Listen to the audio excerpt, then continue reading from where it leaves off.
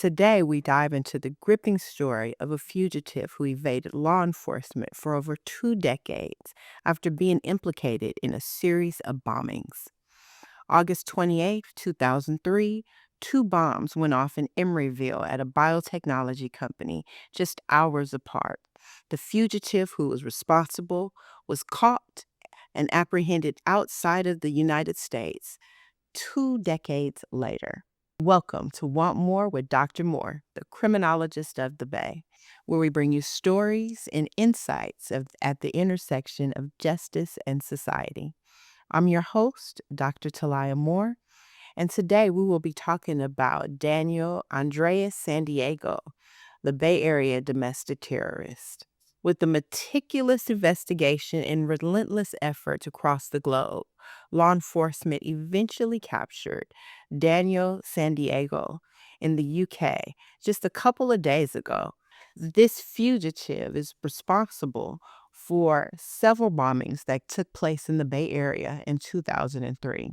San Diego is charged with planning two bombs at a biotechnology company in Emeryville, as well as planning a bomb a month prior at a company in Pleasanton, California.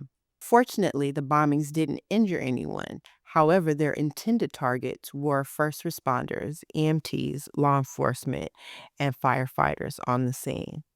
How unfortunate, right? Why would you target those groups of people? The group called Revolutionary Sales Animal Liberation Brigade, gotta look down to read that, claimed responsibility for these bombings. And San Diego is reported to be a member associated with this organization. What is interesting is the fact that we often don't talk about domestic terrorism. And when we do, we equate it to school shootings or larger scale shooting events. However, the most frequently occurring domestic terrorism that has taken place in our country largely has to do with groups, small cells that are responding to what they feel are unjust practices within the country. And so, in the case of Daniel San Diego, he was responding to what he thought, was a company that was running rogue. And instead of taking conventional methods to respond, he took it upon himself to attempt to blow it up. And so just kind of giving some perspective in these domestic terrorist cells that we often don't talk about, but they do exist. For me, I remember being a student at Cal. We had people who were tree huggers who stayed and lived in the trees for at least the entire football season. And so, we often minimize their presence, but the reality is there are cells that are here responsible for really engaging in terrorist activities. In the case of San Diego, he was actually listed on America's Most Wanted, the TV show, a couple of times, and was placed on the FBI's Most Wanted terrorist list in 2009. He had a bounty for $250,000 for his eventual capture. So this guy wasn't just some minimal, low-level offender who was just out here, you know, who had one miscarriage of justice. This was a guy who was born and bred in the Bay Area, has ties to Berkeley, grew up in Marin County.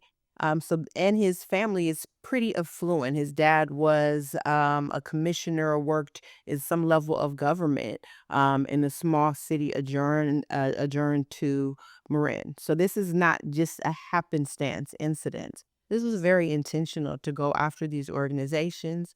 Other organization that he went after, they were responsible for giving or testing food on animals, and in response to his discontent with their practices, that was the other organization in Pleasanton that he decided to blow up. And so again, what if somebody had been inside? What if he had blown himself up? Right? I mean, so we have to think about these concerns. And again, because they don't get as much attention as what we see on the daily news, we often think that this doesn't happen. But I want to kind of flip the script and give you some perspective that in actuality, these domestic terrorist cells are more common than what we think.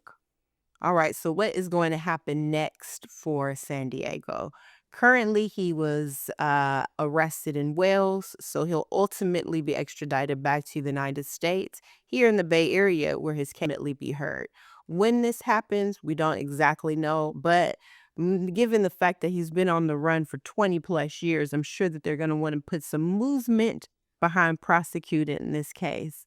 And also given the gravity of the fact that he's a terrorist that really place human lives and even animal lives at risk. I do believe that this will move swiftly through our justice system, fortunately. So let's talk about how Daniel was able to elude law enforcement for 20 plus years. It's kind of interesting because most people wouldn't have that type of privilege at their disposal, right? So we know he comes from a family of affluence. He is educated.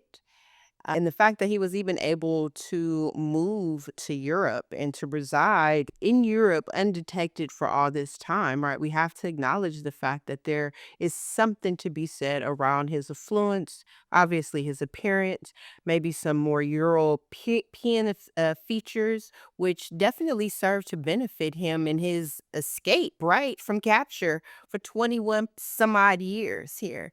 And so, really kind of speaks to the larger system when we think about people who are able to maneuver a system or maneuver through a system, even if they are considered guilty or suspects. Having money at your disposal changes everything. It changes where you can live, how you can roam, how you can be free. It changes the type of legal representation that you may be privy to. It changes the level of evidence and circumstances that you're able to bring to the court to advocate on your behalf. So this guy Daniel, while he was able to make the system work, not not systematically, but definitely in his favor for this period of time, we definitely know that he is a peg in a bigger system, that people who have more money at their disposal are just definitely going to benefit in some way, fashion, or form. And even if we're talking about someone who's escaped as a result of some bombings that they're responsible for, we definitely see privilege associated with money and having it available. It's really evaluating this case. We see that our guy Daniel San Diego essentially got on BART, the Bay Area's transit agency, and to never be seen again. Not until he was located in Wales a couple of days ago. And so while we have these interconnected systems that work and exist globally, there's clearly been some level of breakdown for a fugitive to be able to leave the state's borders, cross the pond, and live and thrive in another country for 20 plus years. What does that say as far as our technology? Well, at this point, 20 something years ago, maybe our technological supports weren't where they are today. And so maybe there's a silver lining to where we are, that our technology is caught up or is improving to help to for all these systems to better interact. But what we definitely know is 20 plus years ago, it wasn't where we are today. And so there are some marked improvements and obviously some hurdles and some more spaces for us to grow as far as a global law enforcement agency that continues to effectively interact.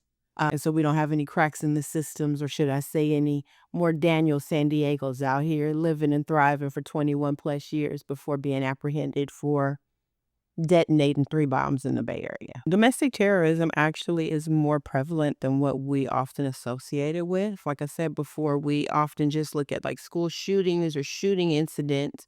But from a domestic terrorism perspective, a lot of our natural spaces, organizations that may kind of work on the edge of science and technology are often places where domestic terrorists will be responsive and protest. So domestic terrorism really is a threat to our livelihood and is a far greater concern, ironically, than international terrorism. And so to be aware of what it looks like, it could be people who are not in alignment with their own political views of an organization.